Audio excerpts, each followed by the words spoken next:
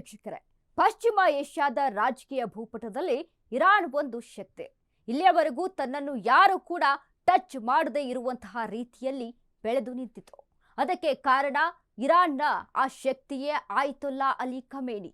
S ವೀಕ್ಷಕರೇ, ಈತ ಸುಮಾರು 3 ದಶಕಗಳಿಂದ ಇರಾನ್ನ ಪರಮಾಧಿಕಾರಿಯಾಗಿ ಆಡಳಿತ ನಡೆಸಿದ್ದನು.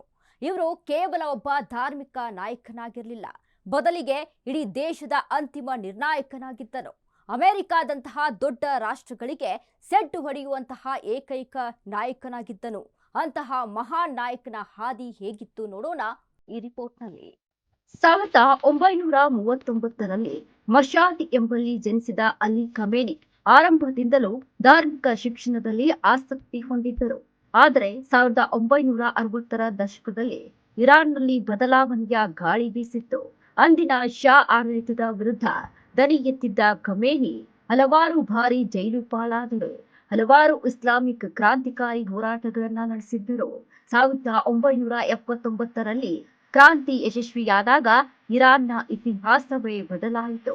ಹೊಸದೊಂದು ಇತಿಹಾಸವೇ ಸೃಷ್ಟಿಯಾಯಿತು. ಖಮೇನಿ ಅವರು ನಡೆಸಿದ ಕ್ರಾಂತಿಕಾರಿ ಹೋರಾಟಗಳ ನಂತರದ ದಿನಗಳು ಸುಲಭವಾಗಿರಲಿಲ್ಲ. 1981ರಿಂದ 1989ರವರೆಗೆ ಅಲಿ ಖಮೇನಿ ಇರಾನ್ನ ಅಧ್ಯಕ್ಷರಾಗಿ ಸೇವೆ ಸಲ್ಲಿಸಿದ್ದರು. ಇರಾನ್ ಇರಾಕ್ ಯುದ್ಧದಂತಹ ಕಠಿಣ ಸಮಯದಲ್ಲೂ ದೇಶವನ್ನ ಮುನ್ನಡೆಸಿದ ಕೀರ್ತಿ ಇವರಿಗೆ ಸಲ್ಲುತ್ತೆ.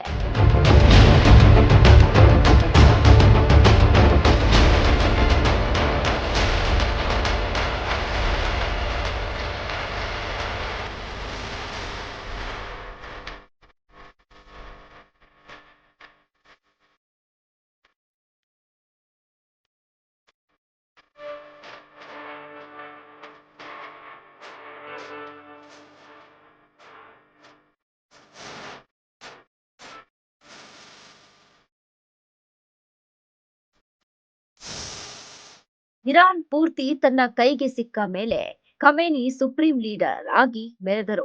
ಅಂದಿನಿಂದ ಇಂದಿನವರೆಗೂ ಇರಾನ್ನ ಸೇನೆ, ನ್ಯಾಯಾಂಗ ಮತ್ತು ವಿದೇಶಾಂಗ ನೀತಿ ಇವರ ಮುಷ್ಟಿಯಲ್ಲಿರುತ್ತಿತ್ತು. ಆದ್ರೆ ಖಮೇನಿ ಅವರ ಆಡಳಿತ ಸುಗಮವಾಗಿರಲಿಲ್ಲ. ಅಣುಶಕ್ತಿ ಕಾರ್ಯಕ್ರಮದ ಹೆಸರಿನಲ್ಲಿ ಅಂತಾರಾಷ್ಟ್ರೀಯ ನಿರ್ಬಂಧಗಳು, ದೇಶದೊಳಗೆ ನಾಗರಿಕ ಪ್ರತಿಭಟನೆಗಳು ಮತ್ತು ಆರ್ಥಿಕ ಸಂಕಷ್ಟಗಳು ಇವರನ್ನ ಸದಾ ಸುತ್ತುವರೆದಿದ್ದವು. ಇವುಗಳು ಖಮೇನಿಯನ್ನ ಸದಾ ಕಾಡುತ್ತಿದ್ದವು. ಅದರಲ್ಲೂ ಹಿಜಾಬ್ ವಿರೋಧಿ ಪ್ರತಿಭಟನೆ ಮತ್ತು ಮಾನವ ಹಕ್ಕುಗಳ ಉಲ್ಲಂಘನೆಯ ಆರೋಪಗಳು ಇವರ ಆಡಳಿತಕ್ಕೆ ಕಪ್ಪು ಚುಕ್ಕೆ ತಂದಿದ್ದವು. ಆದರೂ ಇರಾನ್ನ ಸಾರ್ವಭೌಮತ್ವದ ವಿಷಯದಲ್ಲಿ ಖಮೇನಿ ಎಂದೂ ತಲೆಬಾಗಲಿಲ್ಲ. ಇಸ್ರೇಲ್ ಮತ್ತು ಅಮೆರಿಕದ ವಿರುದ್ಧ ಇವರು ತೆಗೆದುಕೊಳ್ತಾ ಇದ್ದಂತ ಕಠಿಣ ನಿರ್ಧಾರಗಳು ಇಡೀ ಜಗತ್ತನ್ನೇ ಬೆಚ್ಚಿ ಬೀಳಿಸಿದ್ದವು.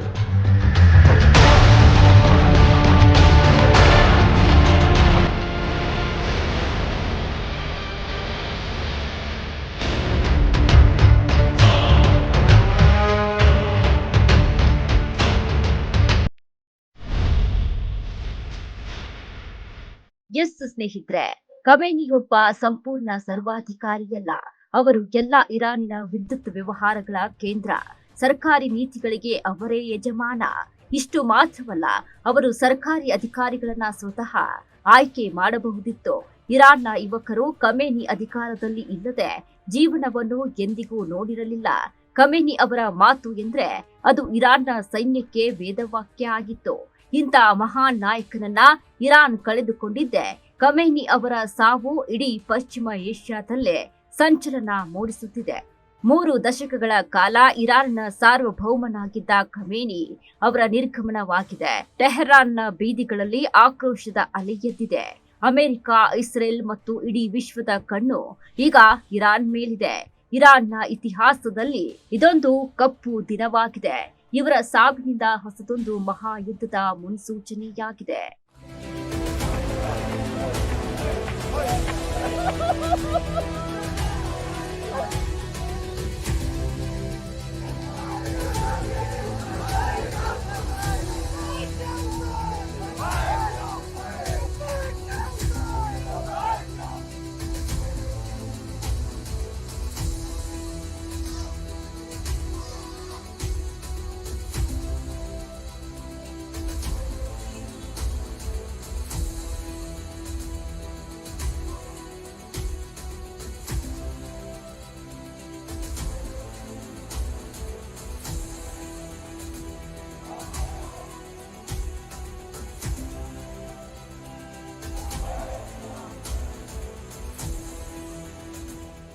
ಅಲಿ ಖಮೇನಿ ಕೇವಲ ಒಬ್ಬ ವ್ಯಕ್ತಿಯಾಗಿರಲಿಲ್ಲ, ಅವರ ಇರಾನ್ನ ಸಂಪ್ರದಾಯವಾದಿಯ ಶಕ್ತಿಯಾಗಿದ್ರು.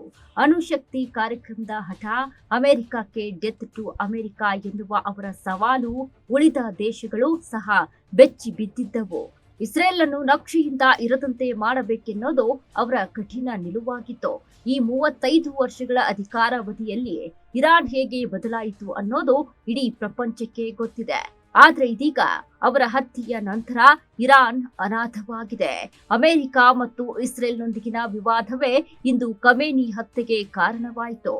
ಖಮೇನಿ ಅವರು ಅಮೆರಿಕವನ್ನ ಗ್ರೇಟ್ ಸೈಟನ್ ಅಂದ್ರೆ ಮಹಾ ಸೈತಾನ್ ಎಂದು ಕರೆಯುತ್ತಿದ್ದರು.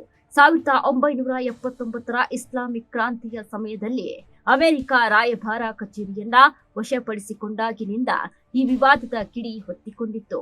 ಅಂದಿನಿಂದ ಇಂದಿನವರೆಗೆ ಖಮೇನಿ ಅವರು ಅಮೆರಿಕವನ್ನ ಇಸ್ಲಾಂ ಮತ್ತು ಇರಾನ್ನ ಪರಮ ಶತ್ರು ಎಂದು ಕರೆಯುತ್ತಿದ್ದರು.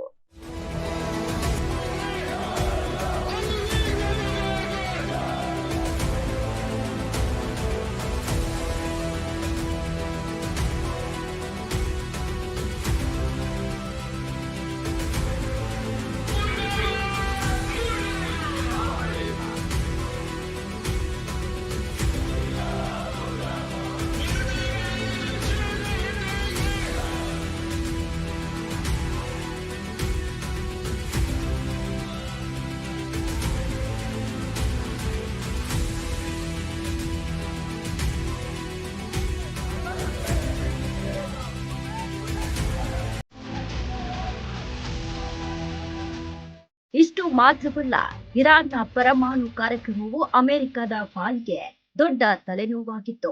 ಇರಾನ್ ಅಣು ಬಾಂಬ್ ತಯಾರಿಸುತ್ತಿದೆ ಎಂದು ಆರೋಪಿಸಿದ್ರೆ ಖಮೇನಿ ಅವರು ನಮ್ಮ ಧರ್ಮದಲ್ಲಿ ಸಾಮೂಹಿಕ ವಿನಾಶದ ಆಯುಧಗಳಿಗೆ ಅವಕಾಶವಿಲ್ಲ, ನಾವು ಕೇವಲ ಶಾಂತಿಯುತ ಯುದ್ಧಕ್ಕಾಗಿ ಅಣುಶಕ್ತಿ ಬಳಸುತ್ತಿದ್ದೇವೆ ಎಂದು ವಾದಿಸುತ್ತಿದ್ದರು. ಇದು ವಿಶ್ವದ ದೊಡ್ಡಣ್ಣನಿಗೆ ನುಂಗಲಾಗದ ತುತ್ತಾಗಿತ್ತು. ಖಮೇನಿ ಅವರ ಸಾರ್ವಜನಿಕ ಭಾಷಣಗಳಲ್ಲಿ ಸದಾ ಕೇಳಿ ಬರುತ್ತಿದ್ದ ಘೋಷಣೆ ಎಂದ್ರೆ ಮರ್ಗ್ ಬಾರ್ ಅಮೆರಿಕ. ಆದ್ರೆ ಖಮೇನಿ ಅವರಿಗೆ ಅಮೆರಿಕದ ಜನರ ಮೇಲೆ ದ್ವೇಷವಿಲ್ಲ. ನಮ್ಮ ವಿರೋಧ ಏನಿದ್ದರೂ ಅಮೆರಿಕದ ಸಾಮ್ರಾಜ್ಯಶಾಹಿ ಧೋರಣೆ ಮತ್ತು ಆಡಳಿತದ ವಿರುದ್ಧ ಮಾತ್ರ ಎಂದು ಪ್ರತಿ ಭಾಷಣದಲ್ಲೂ ಹೇಳುತ್ತಿದ್ದರು.